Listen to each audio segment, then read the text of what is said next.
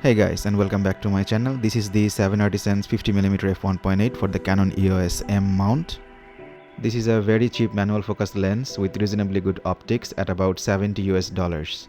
As usual, it's an all-metal build, slightly heavier than the 50mm f1.8 STM from Canon, but the main reason I'm reviewing this is because it has great optics, which is very usable straight from f1.8.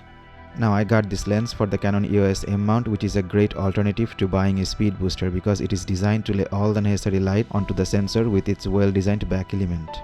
In short, this is a great lens for sharp videos and images in low light.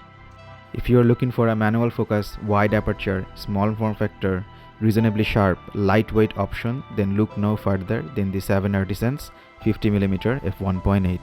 The back mount, the body and everything apart from the glass is metal and has a very tight feeling to it, similar to older vintage lenses. And this is what I wanted to talk about. It may be a modern lens, but the characteristics are very similar to older Yashica or Contax f1.7 lens with slightly upgraded optics, which is a great welcome at just $70 US. As with most of 7Artisans lenses, the aperture is declicked as usual and doesn't get knocked onto different settings easily. It's tight. The focus ring moves halfway around the lens, which makes for precise focusing, but being a bit tight may introduce shakes while doing video. It does become smoother over time though. Being a street photographer, I am really enjoying this lens because it looks very simple and discreet. Coupled with a black Canon EOS-M, it literally becomes invisible to other people. You can find other 7Artisans lens reviews on my channel as well, but compared to the 25mm f1.8, it is much sharper and great for portraits, even on a crop sensor, although the field of view is a bit tight, but 80mm is a great distance for discrete street photography. Compared to the 35mm f1.2, of course, it's much sharper and better optically, and the bokeh it produces is buttery smooth, as I'll show you later on the video. What's optically surprising is its micro contrast details, which is hard to find in cheap lenses. It even controls chromatic aberrations very well with minimal amount of lens flare, which looks a bit cinematic in my opinion, and all of it is usable straight from f1.8. You can keep this lens at f1.8 all the time, which is a great achievement all by itself. Although it lacks any kind of image stabilization due to a small size of the lens, you will have absolutely no trouble keeping it stable if you have a bit of a steady hand. Remember in the beginning of the video I was talking about the smooth background blur or bokeh this lens produces?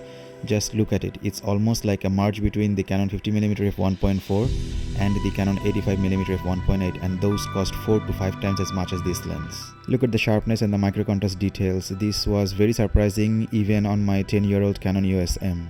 If you are thinking of moving to a mirrorless camera but don't have the money to get good quality glass at the moment, this is a great option.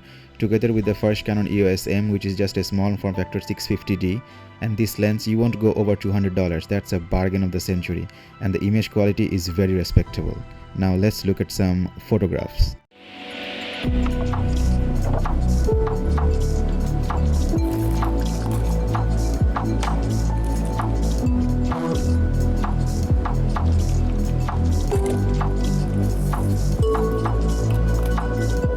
We have come to a point when our lenses have become heavier and cumbersome to lug around all day.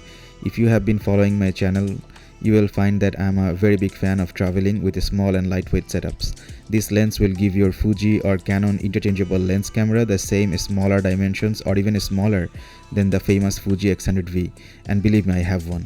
Now this here is a small bag I purchased for the X100V, but the X100V won't fit in this, but the EOS-M with this lens fits perfectly in this. This bag is not much bigger than my phone, which is the Galaxy Note 9, which some of the shots in this video is shot with. One of the main reasons to get this lens is in its bokeh quality. I'm absolutely blown away by its bokeh quality, which looks and feels similar to my 100mm f2.8L macro, which is saying a lot. After getting this lens, it's been such a portable great workhorse that I have been using this for a while now and stopped using everything else. Just for the last 2 months I have been using this lens and the Canon EOS-M. Just check out the bokeh quality yourself here.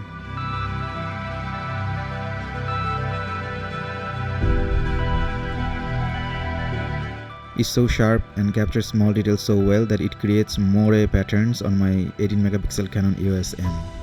Overall, it can be a great addition to your mirrorless camera, and another great thing about this lens is that it takes the standard 52mm filter thread, which is a huge plus because 7Artisans is known to make strange filtered thread sizes for its lenses.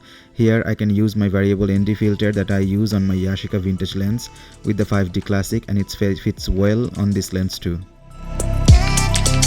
It does have some flare, but I like the glow it creates around the highlights, similar to having a Pro Mist diffusion filter, which is also a vintage lens characteristic.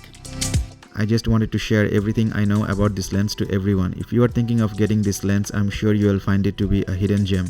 If you are new to my channel, it would be helpful if you can subscribe and help grow this channel.